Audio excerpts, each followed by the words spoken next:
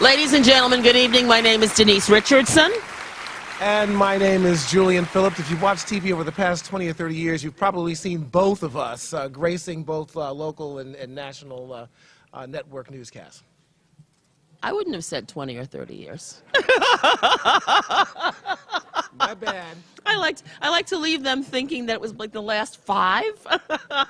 I'll go along with that. Ladies and gentlemen, this is a very exciting evening for us. We're very happy to be with you. I'm going to apologize in advance for the cough drop that I have in my mouth. I have a really bad cold, so that's why.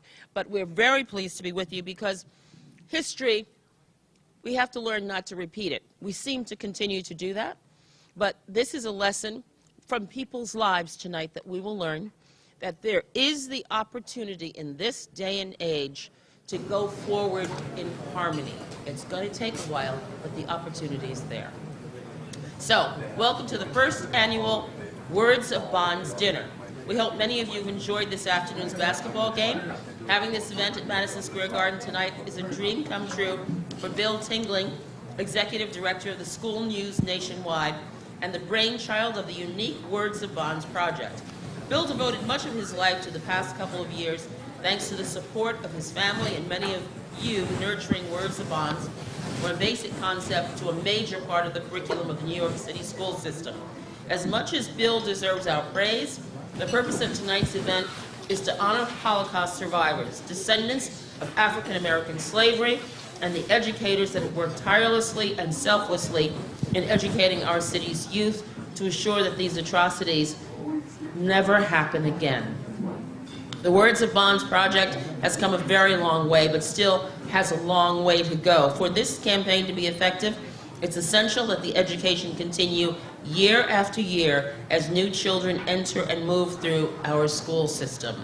It's our children who are the real stars of this evening. Weren't they adorable when you came in? Yes, give them a round of applause.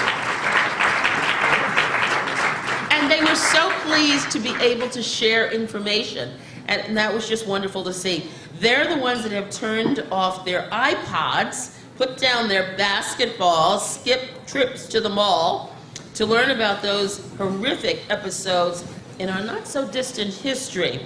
As chilling as the stories that our honorees will tell tonight, there's perhaps nothing more touching than to see these youngsters sing and act in a play about life during devastating times. Tonight, you will meet and hear stories that will touch your heart. Remembering the past is crucial to the understanding, but tonight is all about the future of our young people.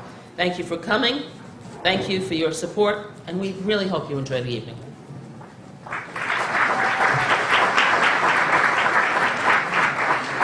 I'm sure many of you know the history and the bond between blacks and African Americans is very long and very deep. And it goes beyond even the civil rights movement, so it's fitting that we have an event like this. And as we move forward towards the future, our future is also rooted in the past and what we've had to overcome, and that's why we say never forget just for the Holocaust, but for other atrocities and 200 years of slavery in this country. This event is very unique tonight because we are honoring 14 people. A couple of people that are, I think they're called octogenarians, they're over 100 years old.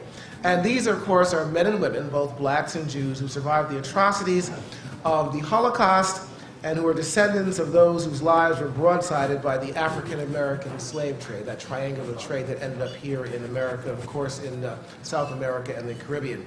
Each of the honorees brings his or her own tale of the horrors that befell their families, the personal pain and suffering that they were forced to endure, and their personal struggles to balance those memories while forging productive as well as meaningful and triumphant lives. Each of our honorees has had to endure immeasurable suffering, and each will relate their story, their conflict, and their way of continuing life despite the horrific experience and losses they suffered. In keeping with the Words of Bond's primary mission, each honoree's story will put some of those pages back into our history books, creating a space for their voices to be heard for all time. Words of Bonds is the vehicle that will use interactive, multimedia, and multidisciplinary experience to combine history and current events to engage students to learn. So we are in for a very, very great as well as historic evening.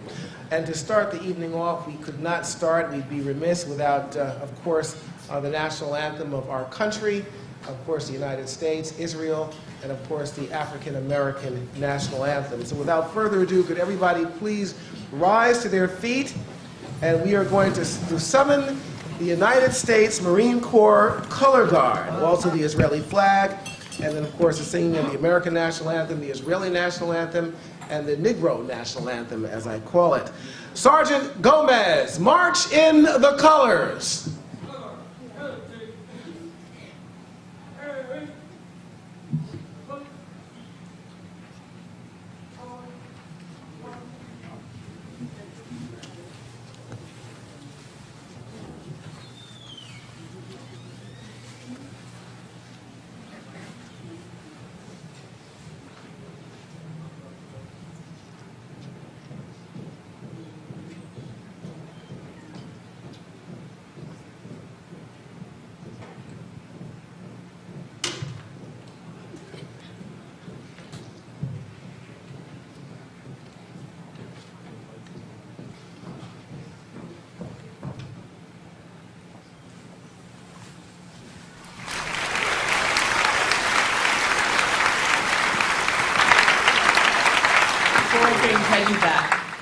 I just want to say, you Marines make us so proud.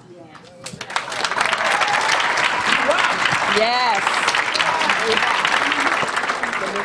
Just by virtue of the fact that you're ready to put your lives on the line for your families, for this country, we salute you on so many levels. God bless you today and always.